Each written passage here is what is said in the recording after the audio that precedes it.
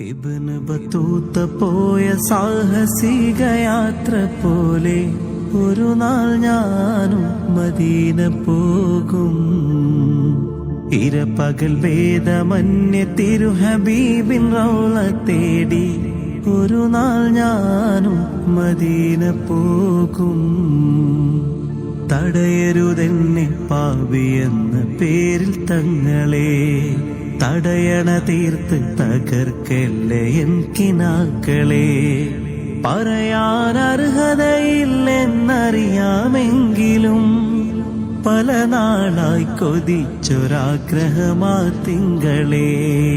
Ibnu Battuta പോയ സാഹസിക യാത്ര പോലെ ഒരു നാൾ ഞാനും മദീന പോകും.